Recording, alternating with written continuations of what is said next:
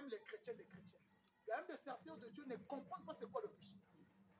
Je parle le péché. Je ne parle pas les péchés. Alléluia. Amen. La Bible révèle juste un seul péché. Le vol, l'impudicité, l'adultère, tuer une personne, violer. On appelle ça le résultat du péché. Amen. Cela est appelé quoi? La chair qui est corrompue. Alléluia. Amen. Le péché, ce n'est pas le vol. Le péché, ce n'est pas tuer une personne. Le péché, ce n'est pas violer. Mais c'est le péché qui a porté la connaissance de faire le mal. Amen.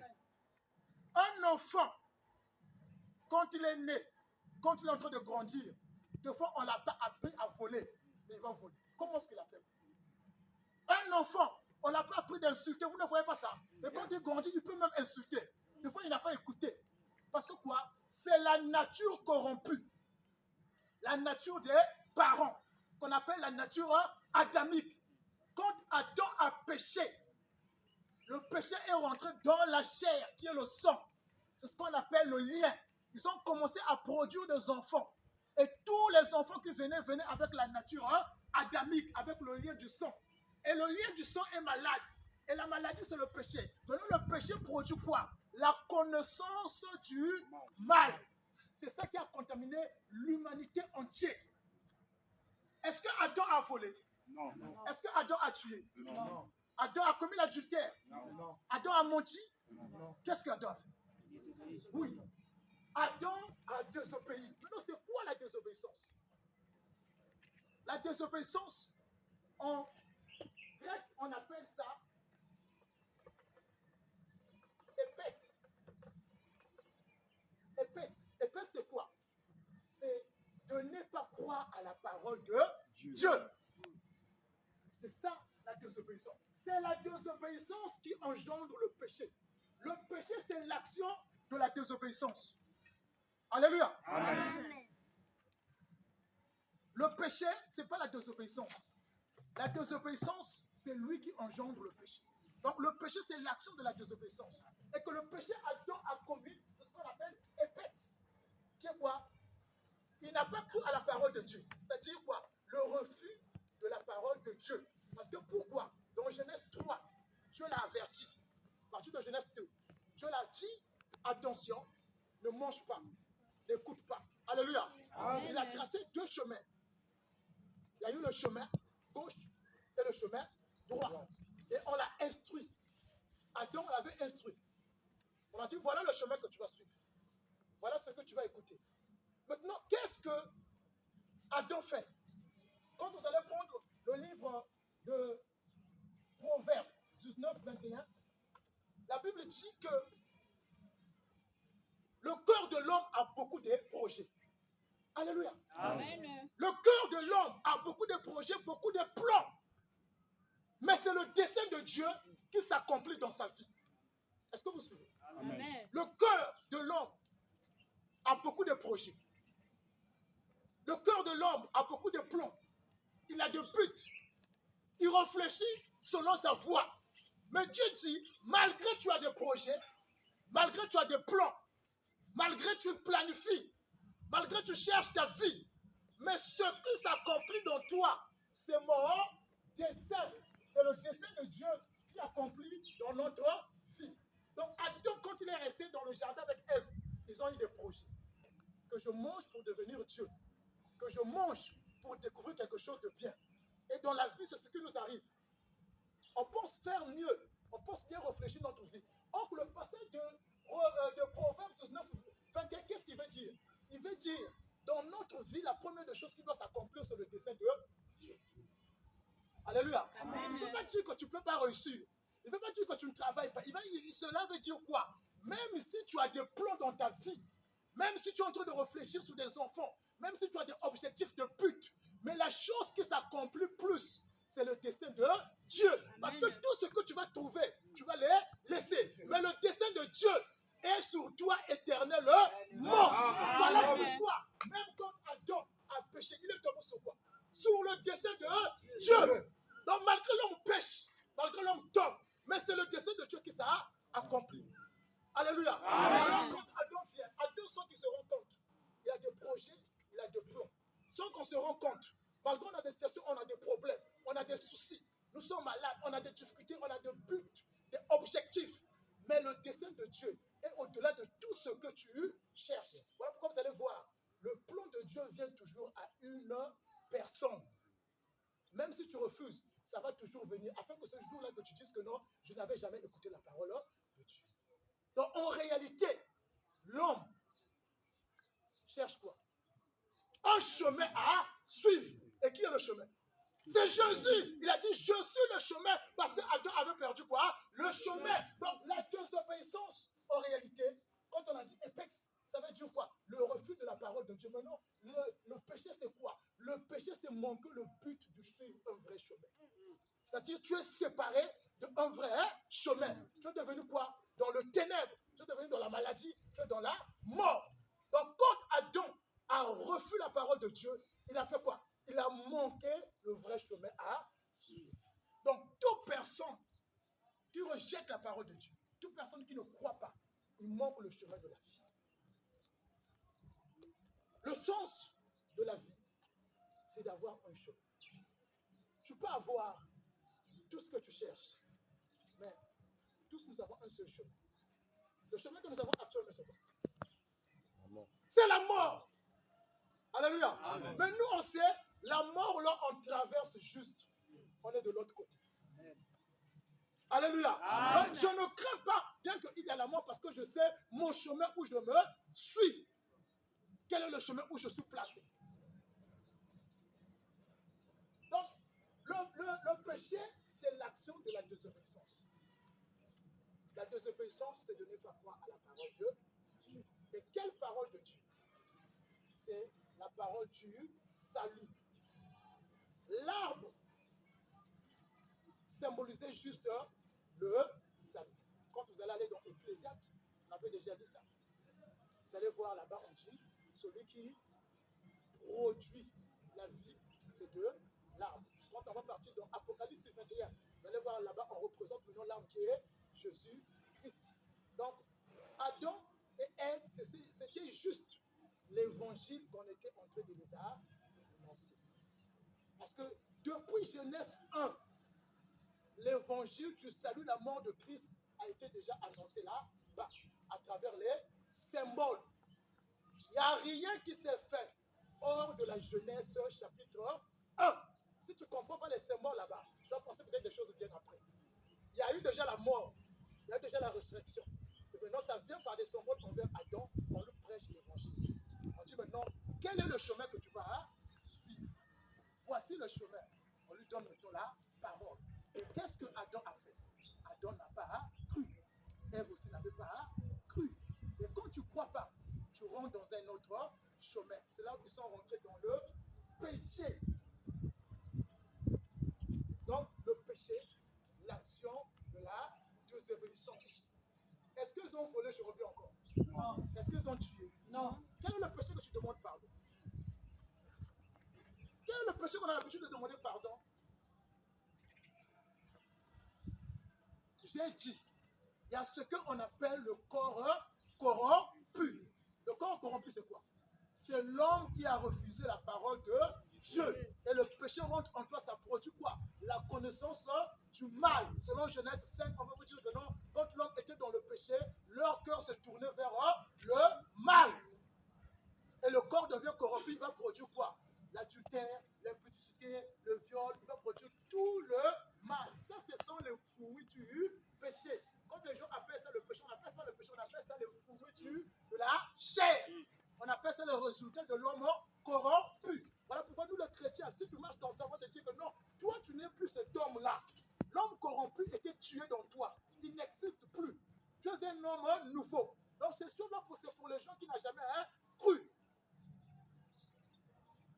C'est le péché d'homme. C'est ce qu'on appelle, le péché a ce qu'on appelle son origine. L'origine du péché, c'est ça ce que tu vois dans Genèse 3. L'origine du péché, c'est qui? C'est Adam. Maintenant, le péché que tu demandes pardon, où est son origine? Amen.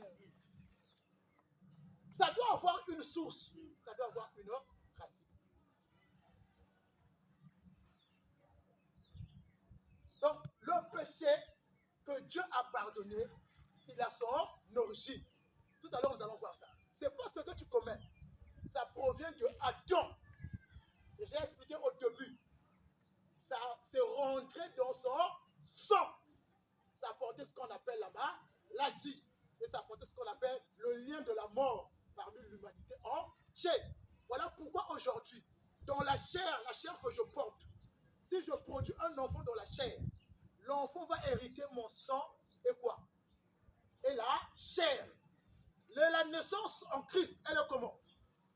La naissance en Christ, elle est en esprit.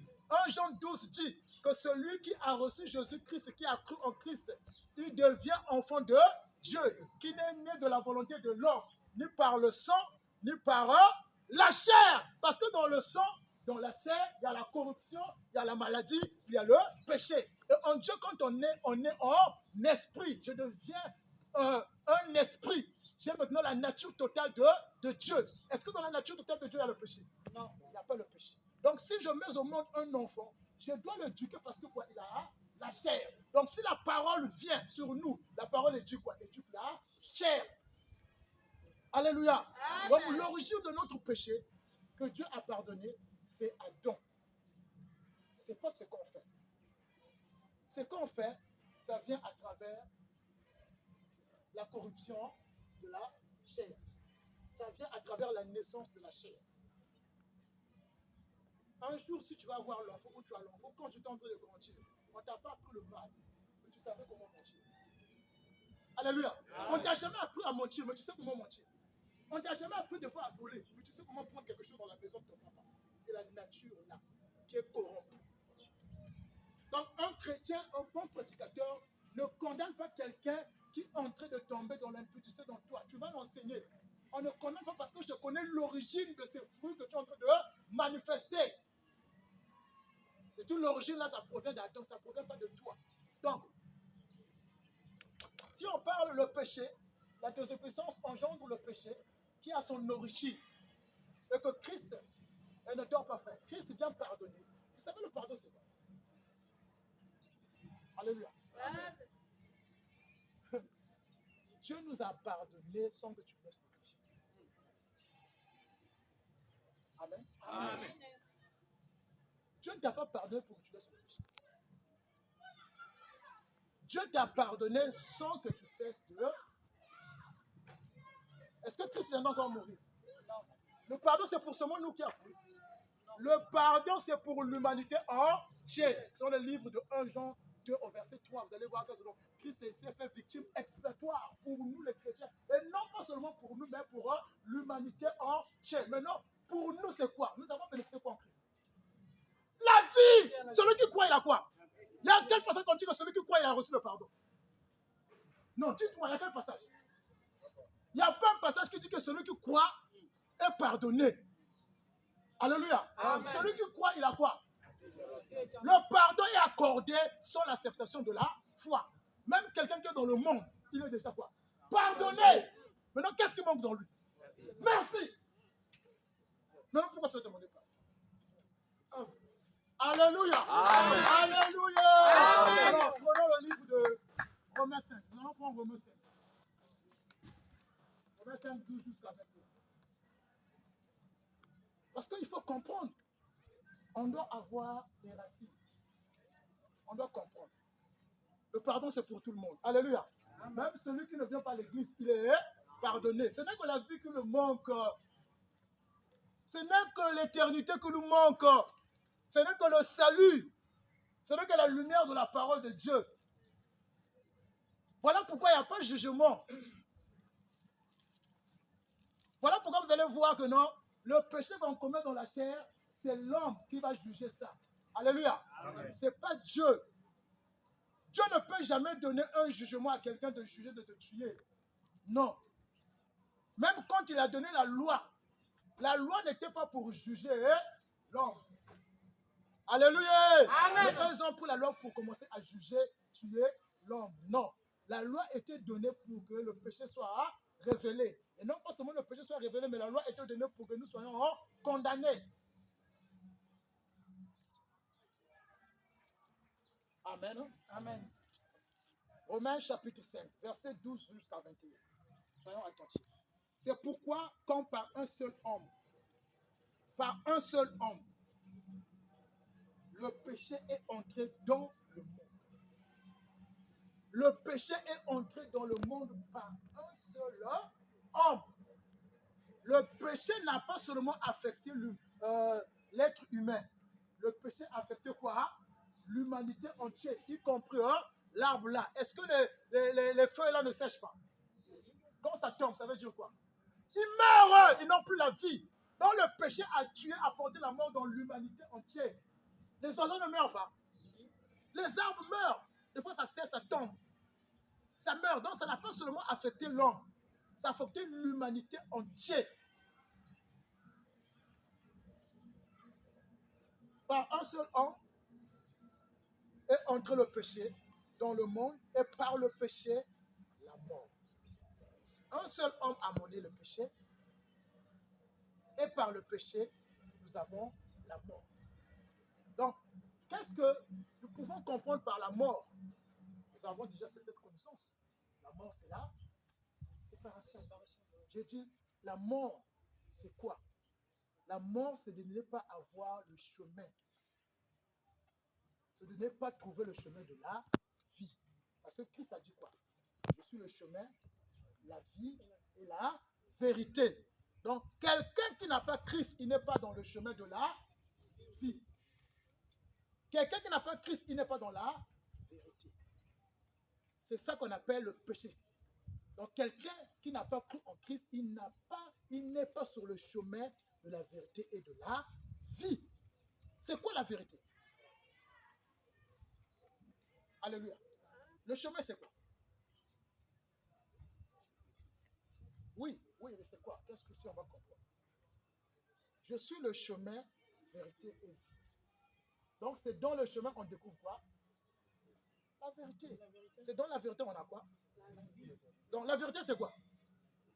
La vérité, c'est quoi? La vérité, c'est la vie éternelle. La vérité, c'est pas de dire que non, papa, voilà, Dieu va faire ça. Non, ça, c'est pas la vérité. Qu'est-ce qui devait dire que non? La vérité que je vous apporte, c'est que je vous apporte quoi? La vie éternelle.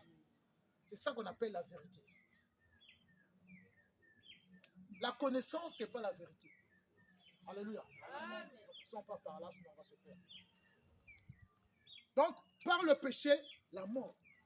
Maintenant, si le péché a porté la mort, je ne suis pas sur le pardon, hein.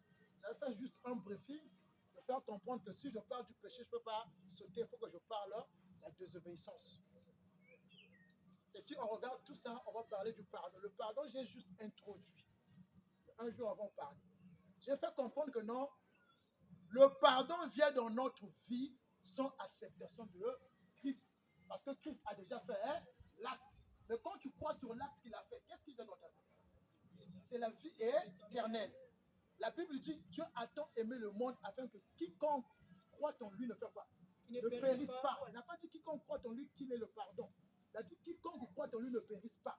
J'ai bien dit 1 Jean, chapitre 2, verset 1 jusqu'à 3. Il dit Christ s'est fait victime expiatoire pour nos péchés. Pas seulement pour nous les croyants, pour le monde entier. Donc le monde a le pardon de Dieu. Qu'est-ce qui nous manque juste? C'est la vie éternelle, c'est tout. Donc, tant qu'ils ne croient pas, le jugement va venir sur eux. Tant qu'ils n'ont pas cru, ils ont manqué le chemin de la vie éternelle. Tant qu'ils n'ont pas cru, ils sont séparés de Dieu. Mais le pardon est sur lui. Alléluia. Amen. Quelqu'un qui t'a fait du mal, quelqu'un qui a l'habitude de voler, des fois quand tu l'attrapes, tu le pardonnes, non? Est-ce que toi tu le pardonnes lui en cessant le mal? Tu dis à quoi dengue? Même si tu vas continuer à faire le mal, continue pour te mettre que tu l'as pardonné. Des fois l'on va partir, va commettre aussi. C'est comme ça. Donc le pardon vient sans avoir cessé de pécher. Dieu ne te pardonne pas parce que tu as arrêté de pécher. Non, Dieu te pardonne à travers sa volonté. Donc je ne peux pas venir pour demander pardon. Non. Pourquoi? Tu connais l'origine du péché. Alléluia. Amen. Voilà. Donc, par la mort, le péché est entré dans le monde.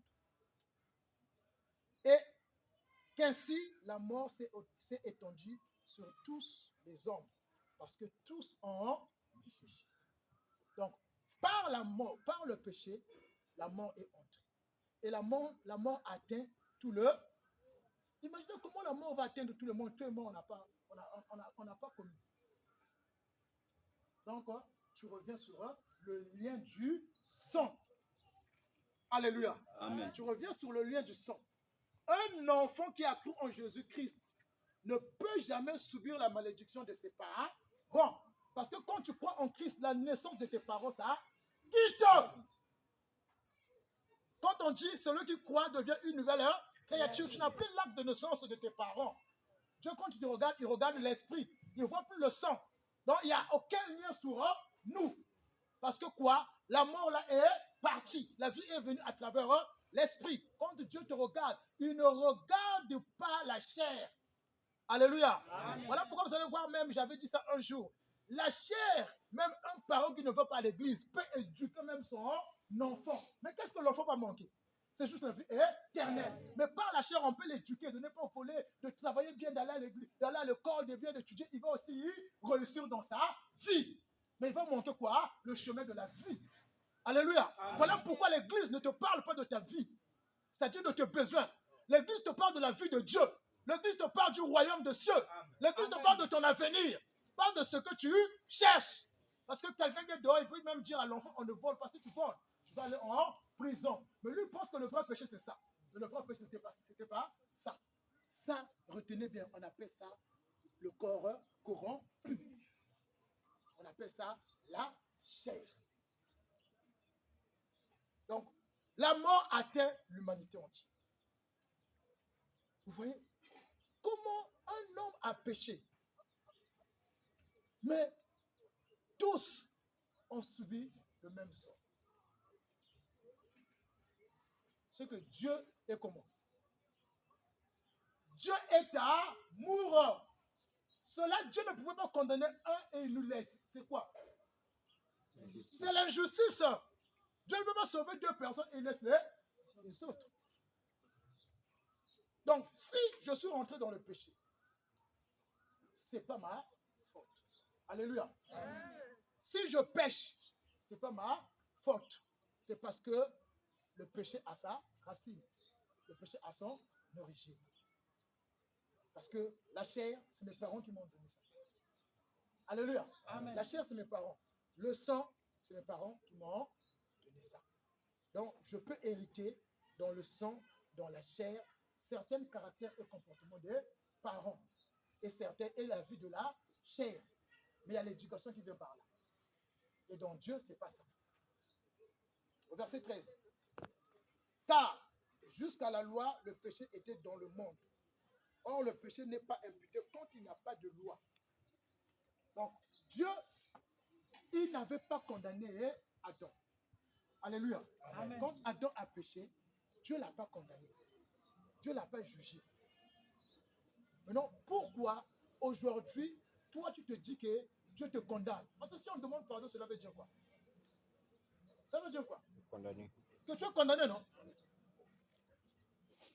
Dieu n'a pas condamné. Il dit, même jusque pendant la loi, Dieu n'a pas condamné le péché. Il faut bien suivre. Car, jusqu'à la loi, le péché était dans le monde. Or, le péché n'est pas imputé quand il n'y a pas de loi. Est-ce que Dieu a condamné l'homme? Il a condamné quoi? C'est le péché. Puisque le péché se trouve dans l'homme. Dans l'homme aussi est condamné. Mais ce n'est pas nous, ce n'est pas l'être là. C'est la maladie qu'il a vue dans l'homme.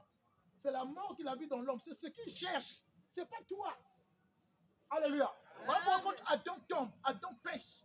Dieu ne regarde pas Adam. Dieu regarde l'intérieur de Adam. Adam, c'est quoi? Couvrir les habits. Alléluia. Couvrir les habits pour couvrir son corps. Il s'est dit que non, je peux me sauver moi-même. Dieu dit non. Ce n'est pas les habits là. Je vais t'apporter des vrais habits. C'est-à-dire, il va te dire que non, la vie, ce n'est pas ça. C'est moi qui apporte la vraie vie. Voilà pourquoi au Proverbe 19, on dit, nous avons, le cœur a beaucoup de projets. Le cœur pense beaucoup de trucs. Il a des buts. Le cœur planifie. Mais c'est le dessein de Dieu qui s'accomplit. Cela veut dire quoi?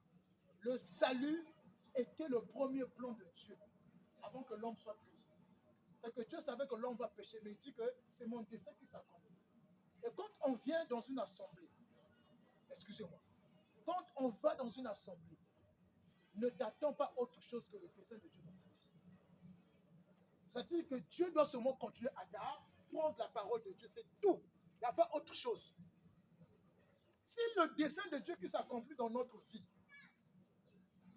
Donc, ce que je cherche, Dieu n'est pas dans ça. Alléluia. Dieu n'est pas dans ça. Verset 13. Car jusqu'à la loi, le péché était dans le monde, or le péché n'est pas imputé quand il n'y a point de loi. À ce moment, il n'y avait pas de loi. Cependant, la mort a régné depuis Adam jusqu'à Moïse. Même sur ceux qui n'avaient pas péché par une transgression semblable à celle d'Adam. Il dit, la mort, le péché entrait, même ceux qui n'avaient pas péché comme Adam. Le péché leur a atteint. La mort leur a atteint. Donc, moi qui n'ai pas commis ce que Adam a fait, je subis la conséquence de ce que Adam avait fait.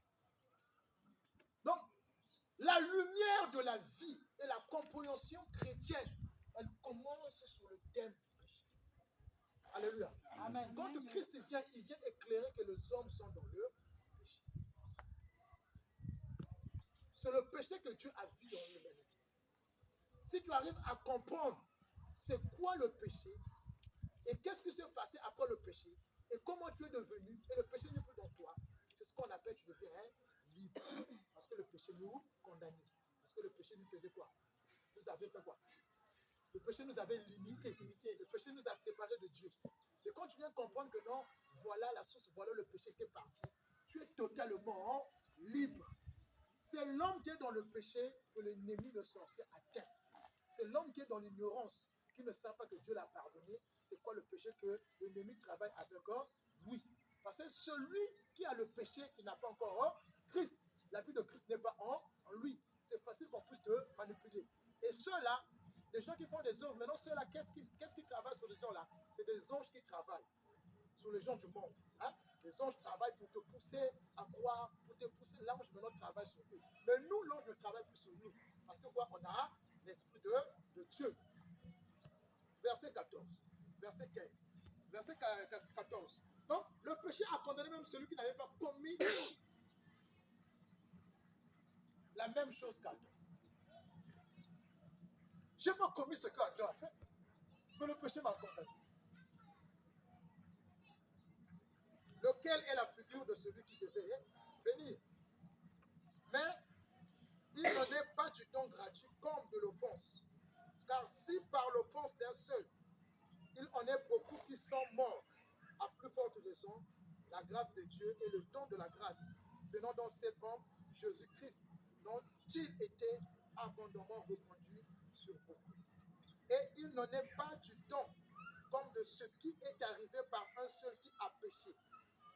Car c'est après une seule offense que le jugement est devenu condamnation, tandis que le don gratuit devient justification après plusieurs offenses.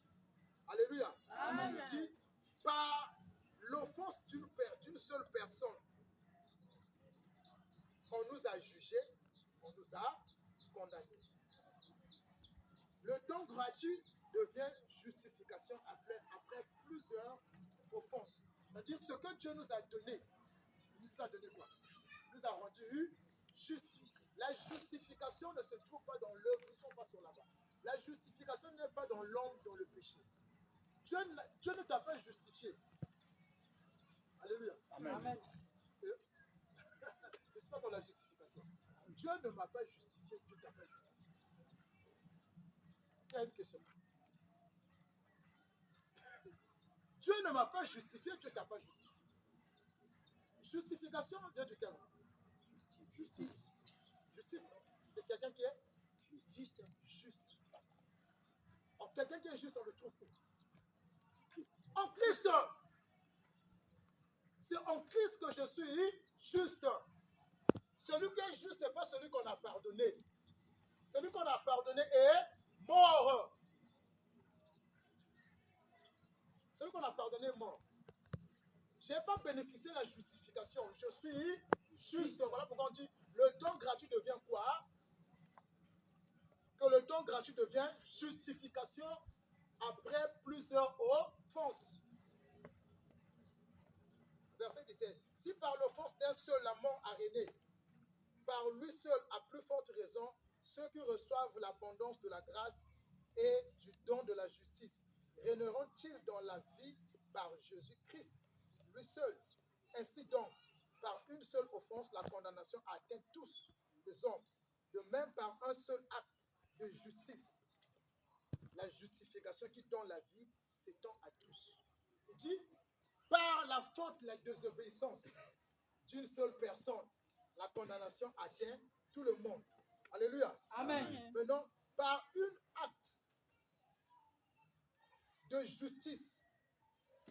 Quel acte de justice? Il dit, qui a commis la désobéissance? Adam. Adam, non? La désobéissance a apporté quoi? Le péché. Et dans le péché, on voit quoi? La mort, la séparation, le manque de la vie. Alléluia. Amen. Maintenant, on dit par une seule acte de justice. C'est quoi l'acte de justice? Non. Quand on parle d'acte de justice, on parle de l'obéissance. Qui a obéi? C'est Jésus. Adam, le premier Adam, a désobéi. Le deuxième Adam fait quoi? A obéi. C'est ce qu'on appelle l'acte de justice. Il a obéi. Donc, si l'acte de Adam nous a condamnés, maintenant l'acte de Christ qui a obéi nous a fait quoi? Nous a donné la vie, nous a donné la justice. La justification, disons pas la justice. Donc, mais comment je vais demander pardon pour être juste? Alléluia. Amen. Non, mais comment je vais demander pardon pour être juste? Le péché qui m'a condamné, ce n'est pas le péché que je commets. Alléluia. Amen. Je deviens juste quand je crois en Christ. Amen. Amen. Je n'ai pas le pardon. Alléluia. Amen. Quelqu'un, tu es juste, tu n'as pas le pardon. Alléluia. Amen. Le pardon aujourd'hui, c'est pour le jour du Amen. Alléluia. Amen. Ça trouble, hein? Wow, ça trouble. Le pardon, ce n'est pas pour toi. Parce que celui qui a été pardonné, c'est celui qui était dans le péché. Pas mort. Oui, bien sûr, mort. Mais est-ce que toi, tu es encore dans le péché? Non. Mais non. Non, on va parler le pardon sur le genre du monde, pasteur. Pas les gens qui n'ont pas encore cru le pardon. Il ne peut même pas demander aussi pardon. Le pardon est sur eux. Dieu leur a pardonné à travers Christ. Parce que quoi? La mort de Christ ne viendra plus pour une deuxième fois. La mort s'est déjà effectuée. C'est-à-dire les impacts, les promesses à travers la mort a été déjà accompli. Donc c'est pour toute l'humanité. Ce que leur manque, c'est juste la vie. Donc dans l'église de Christ, on ne demande pas pardon. Parce que le péché là, c'était pas ce qu'on commet, c'est le péché de Adam. Et la justification que j'ai, ce n'est pas parce que je marche juste, mais c'est à travers Christ qui a obéi. Amen. Donc Christ dit que non, je suis la tête, vous êtes mon corps. S'il est la tête, son corps lui appartient. Son corps ne peut pas avoir les rides. Amen. Un jour, on va parler Christ et son église. Vous allez voir Christ et son église. Il n'y a pas de rides. Il n'y a pas de tâches.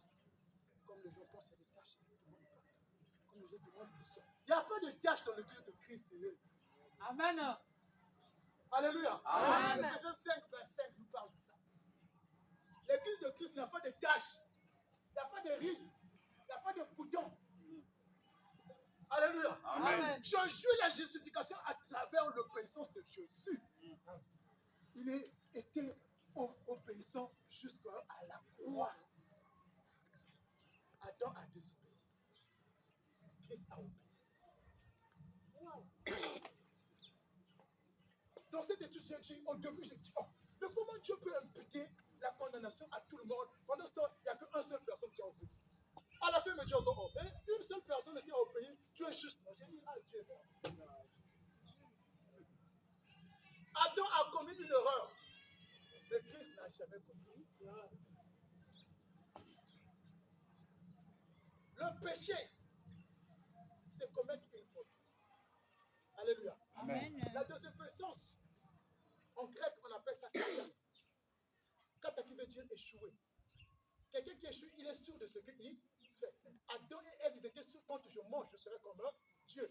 À la fin, ils ont échoué. Parce que le plan là, c'est plus réalisé dans leur vie. Ce qu'on appelle kata, désobéissance. Ils ont échoué. Mais Christ, quand il vient, il n'échoue pas. Parce que quoi? La mission de Christ était pour mourir. Parce que l'homme était dans la mort. Il dit, c'est moi qui prends la place de l'homme. Quel amour que le Père témoigne, bien aimé pour nous. Quel amour que le Père a pour nous. Mais comment Dieu, on va lui présenter un Dieu méchant, un Dieu qui te condamne.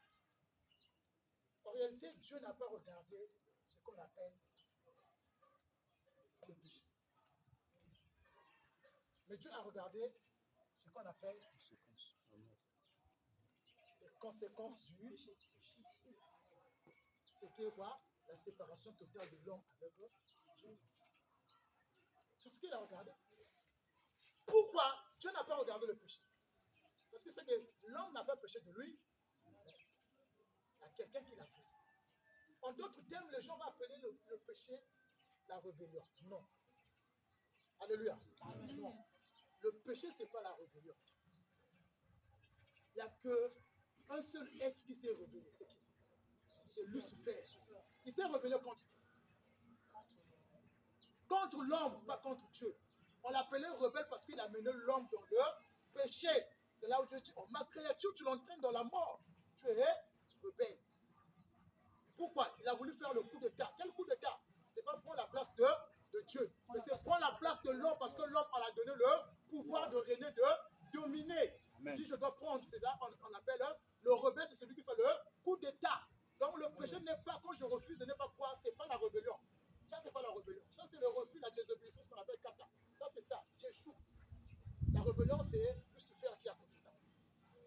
Pour l'homme. Donc le péché a son origine. Il a son origine. Il a son origine. Je ne refuse pas, et je reviens. Je ne refuse pas ce que Galate nous dit. Je ne refuse pas ce que le livre de Corinthiens nous parle. La débauche, l'impudicité, l'adultère, le vol, l'idolâtrie, la magie. Je ne refuse pas que c'est le péché. La Bible est traduite en français et en plusieurs langues. En langue grecque, on n'a jamais appelé ça le péché. On appelle ça le corps corrompu. On appelle ça le fruit de la chair.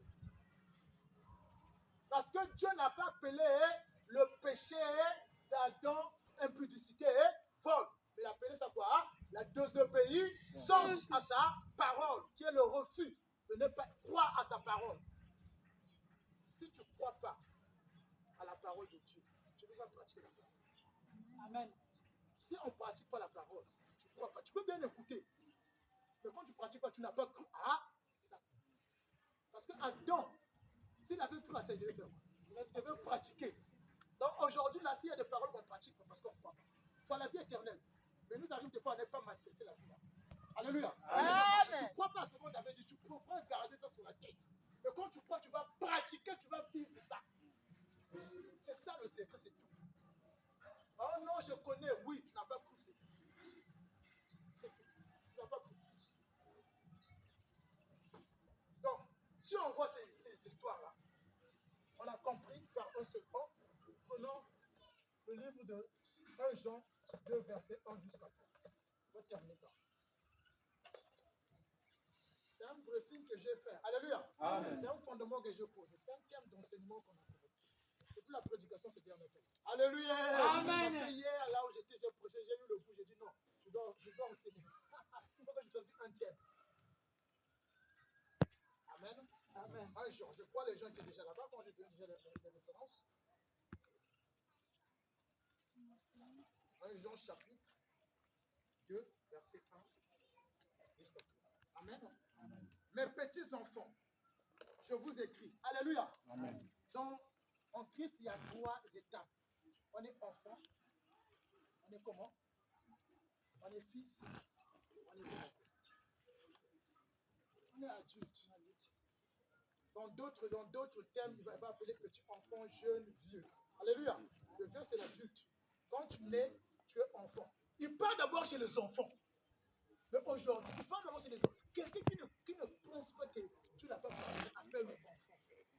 Parce que là, il ouvre les yeux, c'est les enfants. Alléluia. Amen. Il dit, mes petits enfants, je vous écris ces choses afin que vous ne péchiez point. Quand il dit ne péchez point ici, ça veut dire quoi? Si tu as cru, est-ce que tu vas encore pécher? Non, il veut dire n'écoutez plus d'autres enseignements. Parce que là, quand il parle, il y a des faux docteurs qui viennent leur enseigner. Il y a la philosophie. Comme quelqu'un peut te dire que non, toi, quand tu avais avorté, tu ne peux plus mettre au monde. Alléluia. Donc quelqu'un va dire que tout le mal que tu as fait, ça t'a bloqué. C'est là où il te dit que non, ne péchez plus. Alors si tu crois à ça, c'est comme si Christ ne t'a pas pardonné. Amen.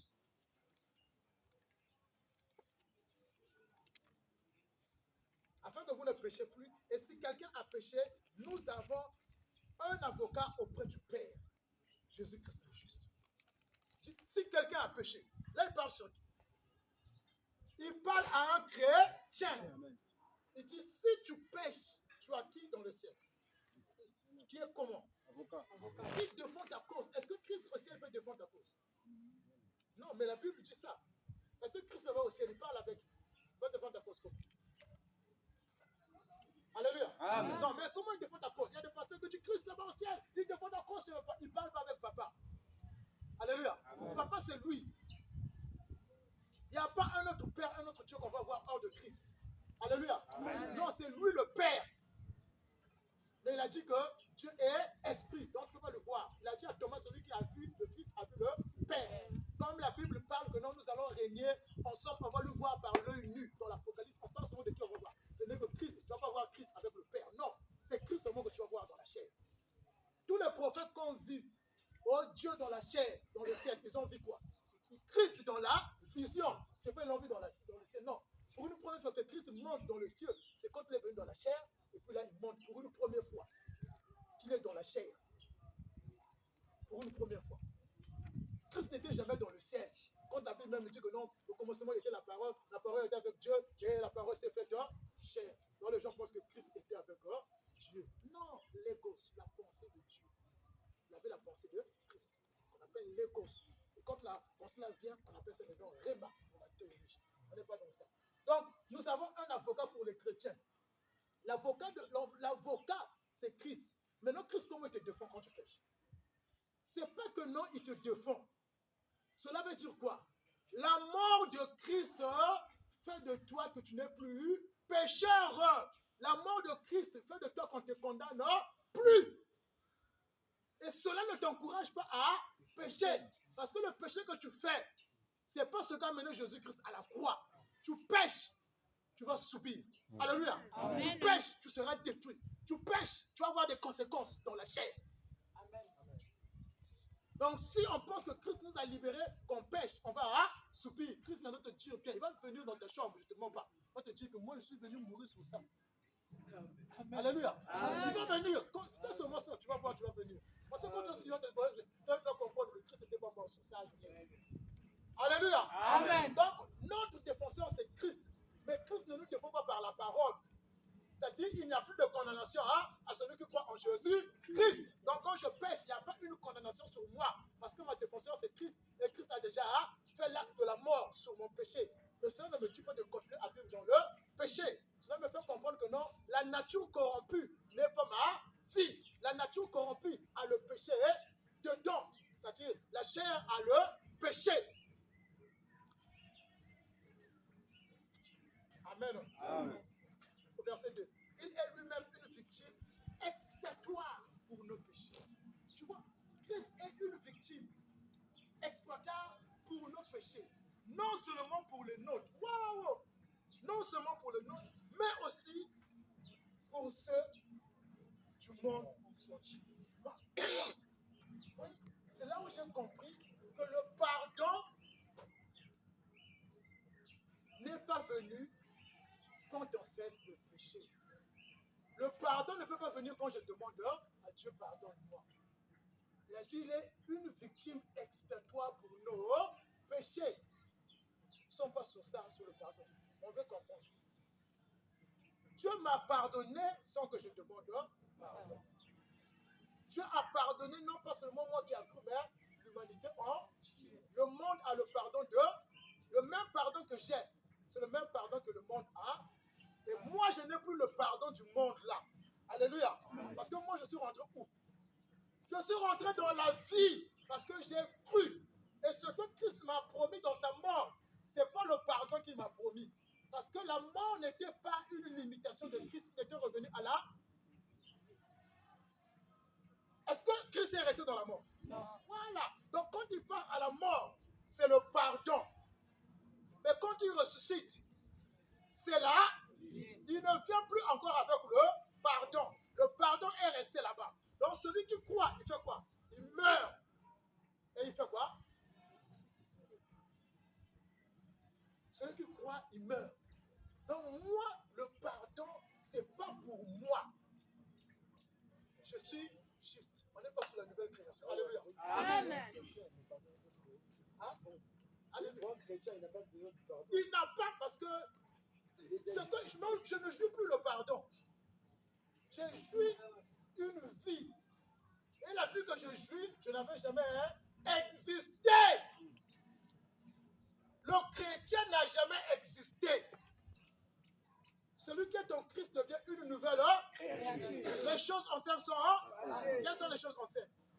Merci. Le péché, la mort sont toute chose devient et tu trouves plus le péché là-bas.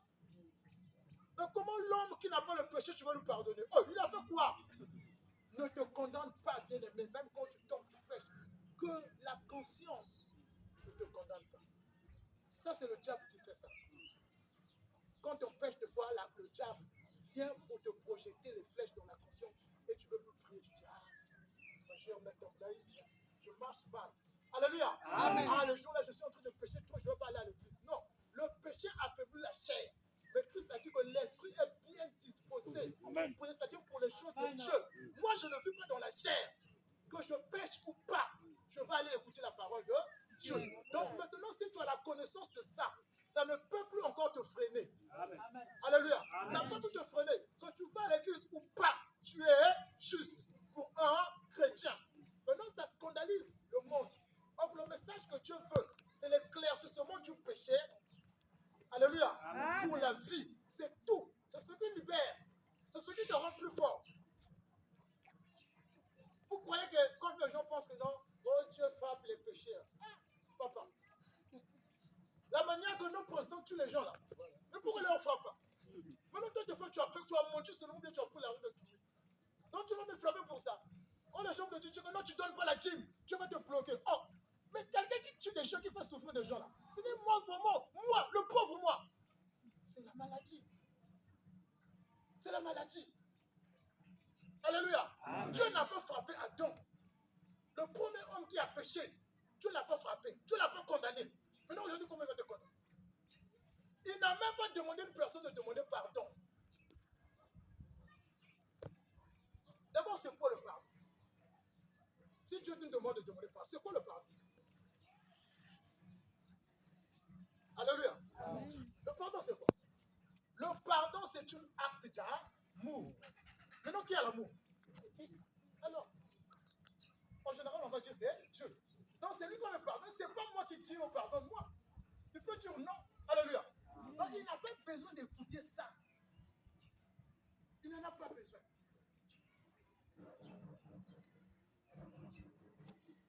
Alléluia. Amen. Que ça ne t'encourage pas peut-être d'avancer dans la chaîne. Mais que ça soit clair. Parce que la parole apporte la lumière. Alléluia. Amen. Et c'est là où tu vas te défendre. Un jour, quand tu révèles à ça une personne, la personne est convaincue. Il faut demander à la personne combien de fois tu as demandé pardon. Dis-moi qu'est-ce que tu as changé dans ta vie. Le pardon change quoi? Tu peux faire semblant que tu as pardonné personne. Mais des fois, tu n'as pas pardonné au fond de toi. Mais nous, ce que nous a prouvé que Christ nous a pardonné, c'est sa mort. Parce qu'il dit, je meurs à ta place. C'est ça. Il meurt à ma place. Moi, je devais mourir. Lui, il meurt à ma place. Donc, le monde a le pardon. Pas les chrétiens. Alléluia. Ah, ça va scandaliser. Hein? Le monde a le pardon. Pas le chrétien. Parce que le chrétien n'est pas pécheur. Et on parle de péché d'Adam. Mais tous, on a un corps corrompu. Un pasteur peut mentir. Un pasteur aussi peut escroquer. Ça arrive. Excusez-moi, je ne dis pas qu'on fait ça. Je dis ça arrive. C'est-à-dire, ce qu'on commet dans la chair, c'est la chair déjà qui est corrompue. Et voilà pourquoi le monde nous juge à travers la chair. Et si le monde me juge à travers la chair, je sais que je dois discipliner ma chair. Et que pas seulement je discipline, Christ a dit quoi? Le péché n'a plus quoi? Le pouvoir, la domination sur vous. Mon esprit maintenant fait quoi? Domine le péché. Parce que quand le péché avait le pouvoir, ça te contrôle. Donc, quand tu commets, tu pêches, ou comment, tu as l'esprit en toi qui va dominer cet acte-là, de ne plus commettre, de ne plus le faire. Parce que ce n'est plus dans ta. Alléluia! Amen. Amen, hein? Amen. Alors, on a fini notre introduction de ce thème. C'est juste une introduction. C'est parti en deuxième. On va acclamer la parole.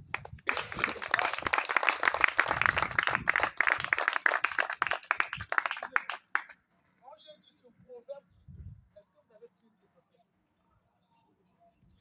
J'ai dit, le cœur de l'homme a beaucoup de projets. Mais qu'est-ce qui a accompli? C'est le dessein de Joseph. De quel nom venge? Les frères avaient quoi dans leur cœur? Les projets. Mais qu'est-ce qui a accompli dans la vie de Joseph? Le dessein de Dieu. Chacun de nous, c'est le dessein de Dieu qui va savoir. Et tel que nous sommes là, quel est le dessein qui va savoir? La résurrection, pas le travail. Amen. Amen. Alors nous allons prier. Notre Père, nous te remercions pour ce que tu as trouvé utile ce matin de nous confier ta parole. C'est pour cela que tu nous as consacrés à se réunir, afin de saisir ce vrai sens de la compréhension de ta révélation. Et aujourd'hui, nous avons compris notre intelligence est au-delà de ta parole. La manière dont tu nous as